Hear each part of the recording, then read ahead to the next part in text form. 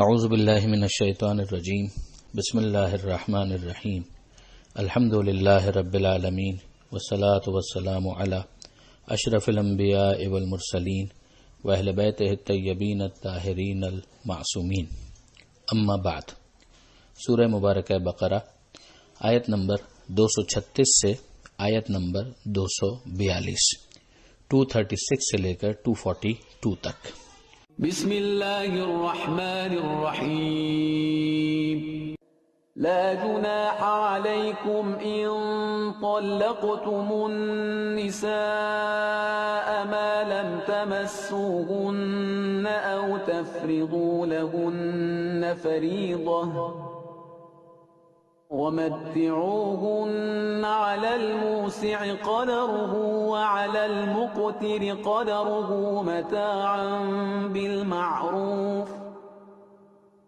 حقا على المحسنين وَإِن طَلَّقْتُمُوهُنَّ مِن قَبْلِ أَن تَمَسُّوهُنَّ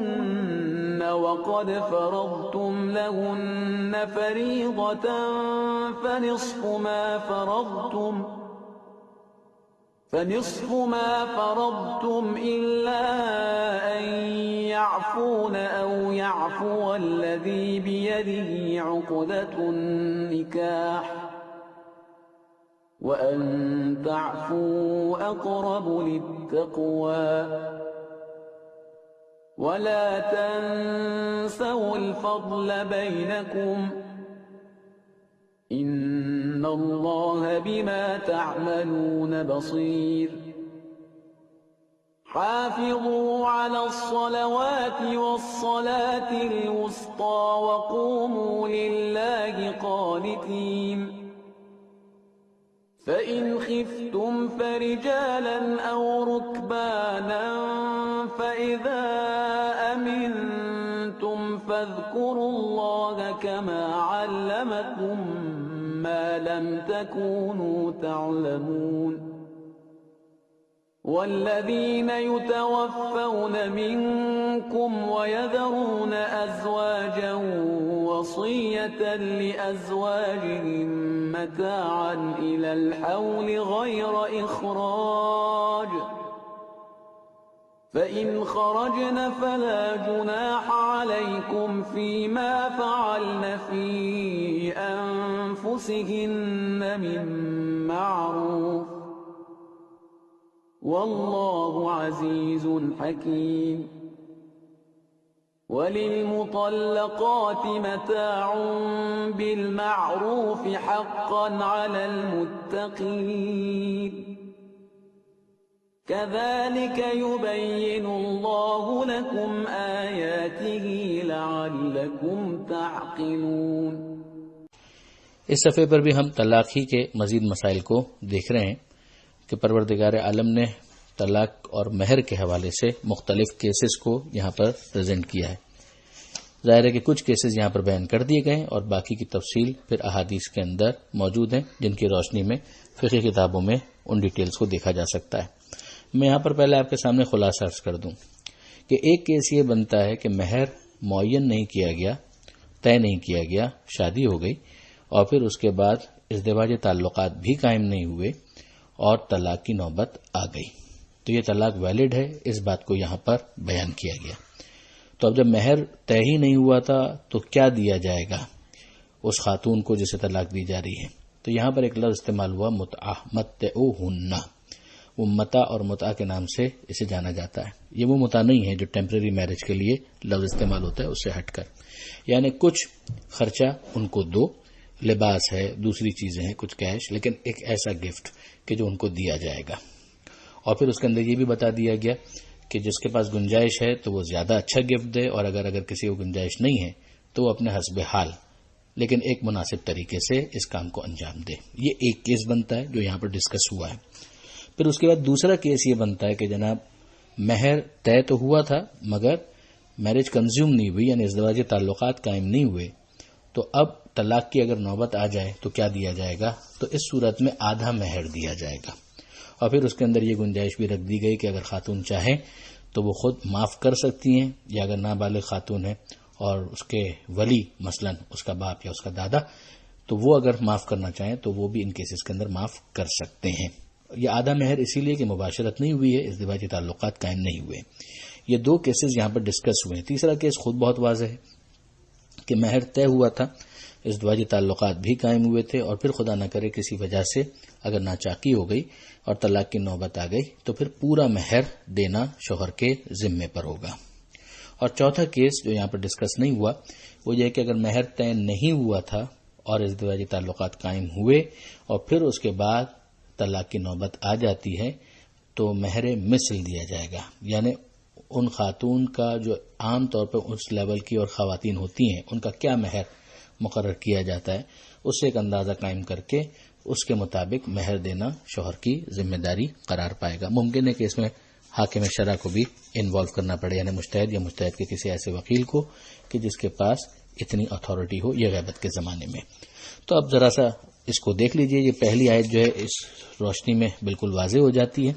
اور دوسری آیت کے اندر بھی جو کیس میں نے آپ کے سامنے کیس نمبر 2 کے طور پر پیش کیا وہ بھی واضح ہو جاتا ہے۔ پھر اس کے بعد پروردگار عالم نے نماز کی اہمیت کے حوالے سے متوجہ کیا کہ نمازوں کی حفاظت کرو، خاص طور پر صلاۃ وسطیٰ، صلاۃ یعنی نماز، وسطیٰ یعنی درمیان والی نماز۔ اس کے بارے میں اقوال تو بہت سارے ہیں، مگر جو زیادہ قرین قیاس ہے، سمجھ میں آنے والا قول ہے وہ یہ ہے کہ یہ نماز ظہر کی بات ہو رہی ہے، کہ دن کی جو نمازیں ہیں اس میں فجر، ظہر، عصر، اس میں ظہر جو ہے درمیان والی نماز ہے اور صلاۃ وسطیٰ سے مراد درمیان والی نماز۔ اس میں یہ کہا بھی گیا کہ چونکہ عام طور پر ظہر کی نماز کے وقت موسم بہت سخت ہوتا تھا، گرم ہوتا تھا، تو بعض صحابہ کرام جو ہیں وہ گرمی کی وجہ سے نہیں آ پاتے تھے، تو یہاں پر اس کی اہمیت کو الگ سے بیان کیا جا رہا ہے کہ ویسے تو تمام ہی نمازوں کی حفاظت کرو، پر خاص طور پر صلاۃ وسطیٰ کی یعنی ظہر کی نماز۔ یہاں پر پھر ایک مرتبہ ہمیں متوجہ ہونے کی ضرورت ہے کہ جو جہاں پر بھی رہتا ہے اگر مسجد ہے وہاں پر تو مسجد کو آباد رکھے، نماز جماعت میں شریک ہو اور اس کی اہمیت کو سمجھیں کہ مسجدوں کا ویران ہونا خدا کو قطعاً پسند نہیں ہے۔ آگے پروردگار عالم نے کہا وقوموا للہ قانتین، اور اللہ کے سامنے قنوت پڑھتے ہوئے کھڑے ہو۔ تو یہ قوموں کے ذریعے قیام سمجھ میں آتا ہے کہ جو نماز کے اندر کیا جاتا ہے۔ دوسری رکعت میں آپ جانتے ہیں کہ فقہ جعفری کے اندر سوروں کے بعد رکوع میں جانے سے پہلے قنوت ہاتھ اٹھا کر پڑھا جاتا ہے، یہ ایک اصطلاح بن گئی۔ تو قانتین کا ایک مطلب تو وہی ہے کہ جس میں اطاعت کا مفہوم ہے، خشوع اور خضوع کا مفہوم ہے، مگر ایک روایت بھی ہے کہ خصوصاً جو اصطلاحی طور پر قنوت جس کو کہا جاتا ہے کہ ہاتھ اٹھا کر دعا مانگنا، وہ اس آیت کے ذریعے سے سمجھایا گیا اور پھر اس کے اوپر عمل کیا گیا۔ پھر اگلی آیت جو ہے اس کے اندر نماز خوف کا ذکر ہے کہ اگر کبھی امن و امان کی حالت ہے تو جس طرح سے نماز پڑھی جاتی ہے اسی طریقے سے پڑھی جائے گی، لیکن اگر خوف کی کیفیت ہے تو کھڑے ہوئے، پیادہ یا سواری کے عالم میں جیسے بھی ممکن ہو نماز تو بہرحال پڑھنی ہے۔ یہیں سے تمام دوست اس بات کو بھی سمجھیں کہ نماز بہت اہم ہے، کہ خوف کی حالت میں بھی اس کو پڑھنے کا طریقہ یہاں پر اشارتاً اور پھر احادیث کے اندر اس کی تفصیل بیان کی گئی ہے۔ پھر یہ بھی کہا گیا کہ جب امن واپس آ جائے تو جیسے تمہیں اللہ نے سکھایا ہے ویسی اللہ کا ذکر کرو، نماز پڑھو۔ اگلی آیت کے اندر پروردگار عالم نے یہ ارشاد فرمایا کہ وہ افراد جن کا انتقال ہونے والا ہے، جو محسوس کر رہے ہیں اور ان کی ازواج، ان کی بیویاں ہیں، تو ان کے لیے مناسب ہے کہ وہ وصیت کریں اپنی بیویوں کے بارے میں کہ 1 سال تک انہیں گھر سے نہ نکالا جائے۔ ویسے تو آپ جان چکے کہ 4 مہینے اور 10 دن بیوہ کے لیے عدہ ہے، جس کے بعد اسے اختیار ہے، لیکن یہ ہے کہ بہرحال ایک مستحب حکم کے طور پر یہ بھی ہے کہ وہ 1 سال تک اسے اس کے شوہر کے مال میں سے خرچہ دیا جائے۔ تو ایک تو یہ کہ شوہر ہی وصیت کر کے چلا جائے، تو 1/3 مال کے اندر وصیت کا شوہر کو ویسے ہی حق ہے، تو یہ بالکل متعین ہو جائے گا اور مسئلہ حل ہو جائے گا۔ ورنہ یہ ہے کہ بہرحال جو ورثہ ہیں ان کے لیے بہرحال ایک تاکیدی مستحب کے طور پر یہ باقی رہے گا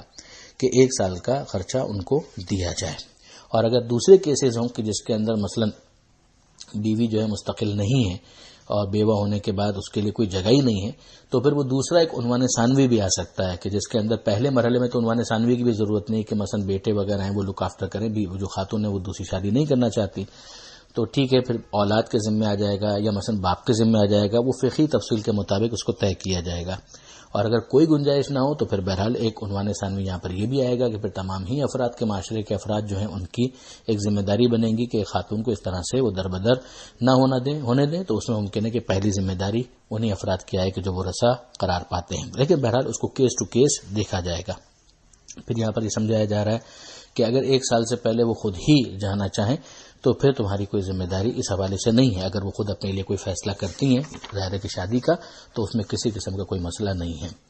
اگلی آیت کے اندر پروردگار عالم نے ایک مرتبہ پھر طلاق جن کو دی جا رہی ہے ان کے لیے ایک تحفے کی سفارش کی ہے کہ مناسب طور پر ان کو خرچ دیا جائے، تحفہ دیا جائے، اور یہ صاحبان تقویٰ کے اوپر ایک حق ہے کہ بہرحال طلاق اول تو ہونی نہیں چاہیے تھی، حلال چیزوں کے اندر ناپسندیدہ چیز اس کو شمار کیا گیا، لیکن اگر ہو رہی ہے تو اب دلجوئی کی کوشش کی جائے۔ اب جن کیسز کے اندر مہر، آدھا مہر، وہ ساری باتیں تو ہو چکی، لیکن اس کے علاوہ بھی اوور آل طلاق جن کو بھی دی جا رہی ہے ان کو اوور آل مہر سے ہٹ کر بھی کچھ تحفے دینے کی تاکید کی گئی ہے۔ اگلی آیت میں پروردگار عالم نے یہ ارشاد فرمایا جو آخری آیت بنی گی اس صفحے کی کہ اسی طرح سے اللہ تمہارے لیے اپنے احکام واضح طور پر بیان کرتا ہے شاید کہ تم سمجھو، یعنی عقل استعمال کرو، سمجھو، اور واقعا انسان سمجھے تو اس کے اندر جو حکمت ہے وہ بھی سمجھ میں آتی ہے کہ ان تحفوں کے ذریعے سے دلوں کو قریب کیا جاتا ہے، اور دل میں موجود جو نفرت آ گئی ہے اس طلاق کے فیصلے کی وجہ سے اس نفرت کو ڈائلیوٹ کرنے میں، کم کرنے میں کچھ نہ کچھ مدد ملتی ہے۔ پروردگار عالم سے دعا ہے وہ ہمیں قرآن سمجھنے اور اس پر عمل کرنے کی توفیق عطا فرمائے، اور وارث قرآن امام زمانہ کی ظہور میں تعجیل فرمائے۔ وآخر دعوانا ان الحمد للہ رب العالمین، والسلام علیکم ورحمۃ اللہ وبرکاتہ۔